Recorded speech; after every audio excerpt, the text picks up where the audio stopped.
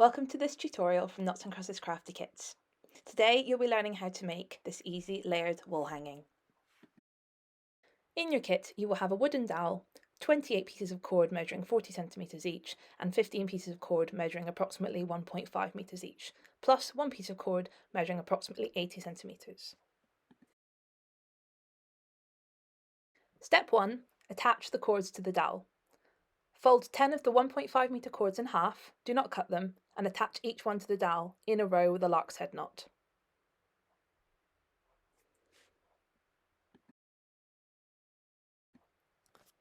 To form a lark's head knot, place the middle of a 1.5 meter cord over and behind the dowel to create a loop. Feed the two loose strands through the loop and pull down. Check both strands are still of equal length and adjust if necessary. Starting from the left, number your strands 1 to 20 and make a horizontal row of 5 square knots along and against the dowel. Each square knot uses 4 strands at a time, so you will start with strands 1 to 4.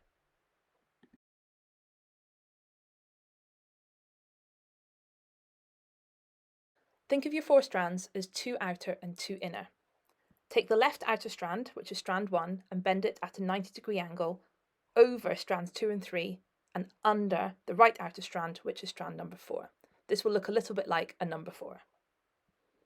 Then feed the end of the right outer strand around the back, under the 2 inner strands, back through the inside of the 4 and out and over the left outer strand.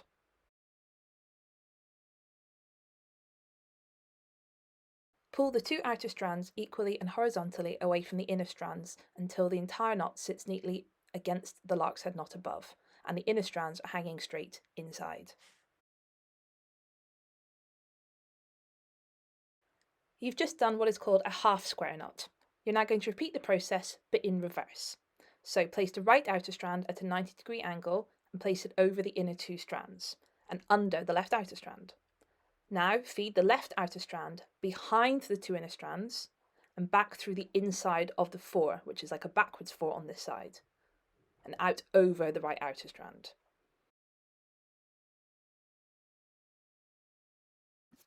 Again tighten by pulling the 2 outer strands equally and horizontally away from the inner strands until the entire knot sits neatly against the lark's head knot above.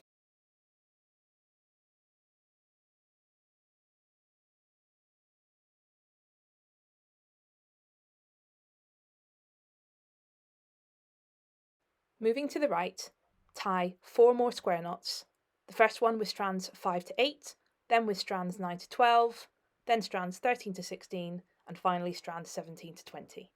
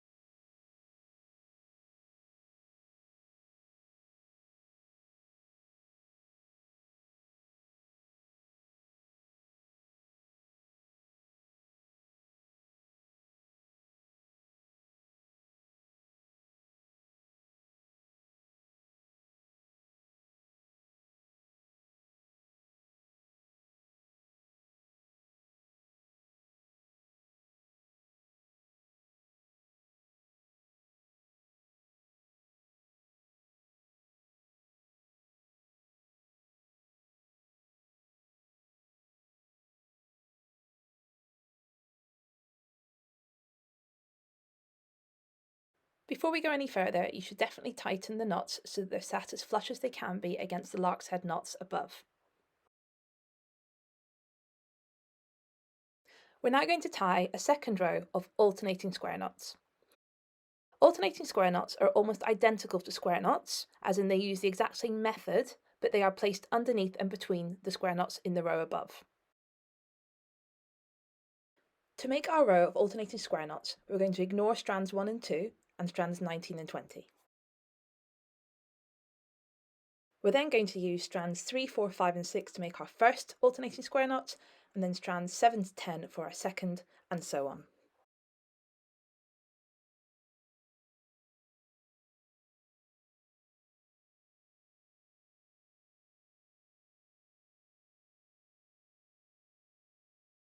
When you tie your second row of alternating square knots, do try and tie it as closely to the first row of square knots as you can. The diagram in the written instructions may show a small gap. This is for illustrative purposes so that you can see the origins of each strand. Your design will look slightly different if you have a gap between the rows. It is purely aesthetic and has no bearing on the function of the piece, but I would suggest keeping the knots as close together as you can.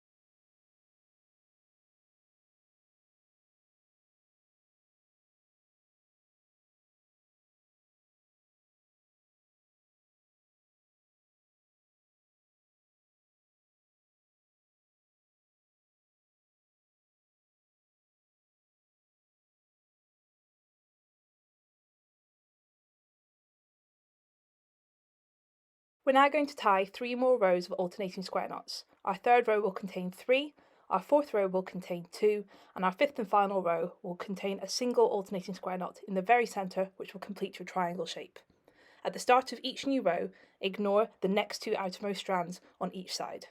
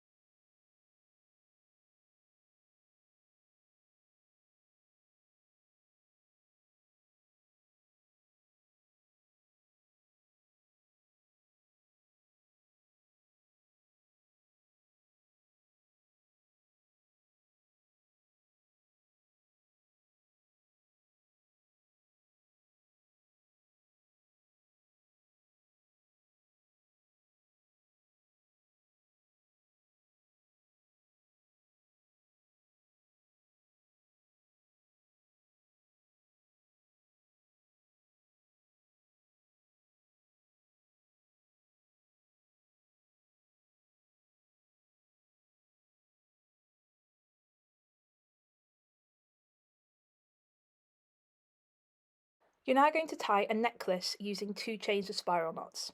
Attach 2 of the 1.5 metre cords to the dowel on either side of the triangle using lark's head knots. Once they're attached, you want to adjust the lengths of the 4 individual strands on each side. You want the 2 inner strands to be approximately 40 centimetres long and the outer strands approximately 110 centimetres long. A spiral knot is the first half of a square knot, but just repeated. You don't reverse sides at any time like you would on a square knot. By doing this, a spiral will start to form. Your spiral knot will go along the side of your triangle, so you want to make a spiral the same length or approximately 10 centimetres in length.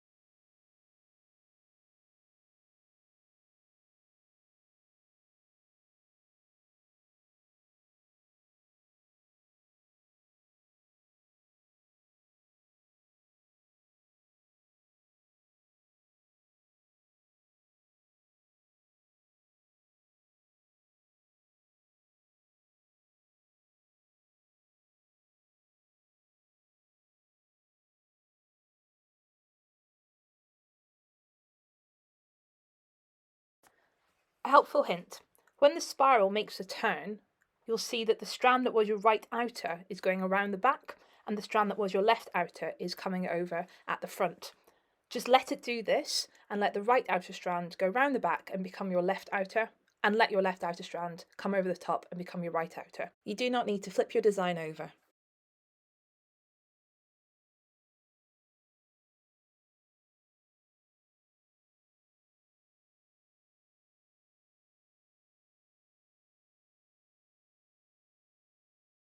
Hold the bottom of the spirals together and check that they do meet in the middle of the hanging, adding or remove any spiral knots until they do. You now need to connect the two chains of spirals with a wrapping knot. To make your wrapping knot, take the 80cm cord and fold it at one end to make a small loop about 7 to 10 centimeters in length. With the short end pointing up and the long end hanging freely, place the loop flat against all of the strands from the two chains of spiral knots that are hanging down. Working downwards, firmly wrap the long end about 8 to 10 times around all of the loose strands, including around itself.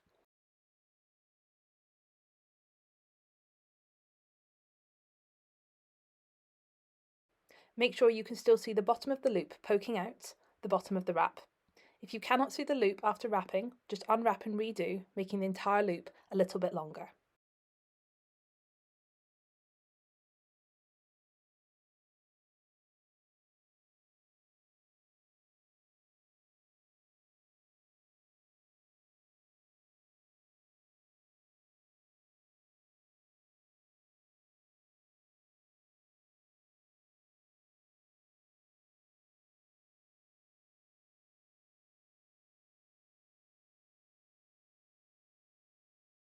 Then feed the loose end of the cord through the loop that's poking out.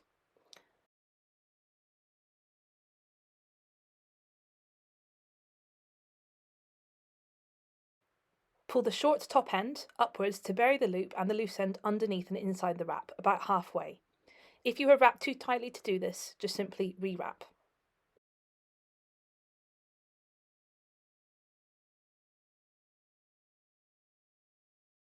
Gently pull on all the loose strands coming out the bottom of the wrapping knot to make sure that the spiral chains will sit flush against the top of the wrapping knot.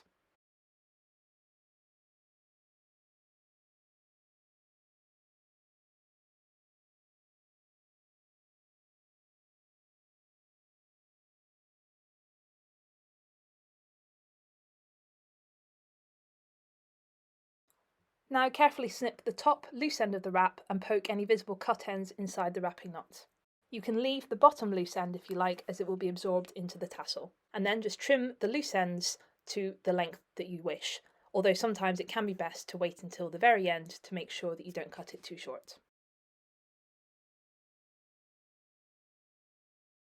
The final step is to attach your fringe. Attach the final 1.5 meter cord to the dowel using a lark's head knot to the left of the spiral necklace. Once attached, you want to adjust the lengths of the strands so that the outside strand on the left is approximately 40 centimeters long and the inside strand on the right is approximately 110 centimeters long. These lengths will be adjusted later on, this is just a guide for now.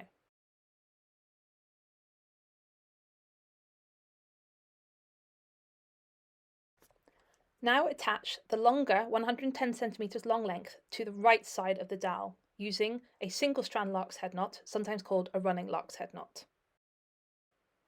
To do this, you want to feed the long strand over the dowel and away from you, back under the dowel towards you into the left of itself, and then around the front of itself to the right, so it's sort of locking itself in place.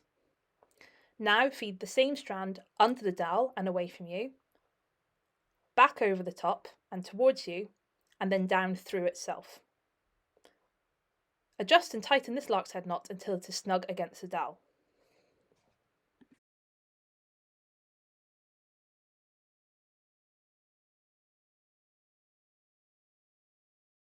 You're now going to attach the 28 40cm cords to this semicircle to form a fringe using reverse lark's head knots. Reverse lark's head knots are formed in the exact same way as a lark's head knot, except you place the midpoint underneath the item you're attaching it to rather than over the top. You don't have to attach all 28 cords to the semicircle, this is purely aesthetic.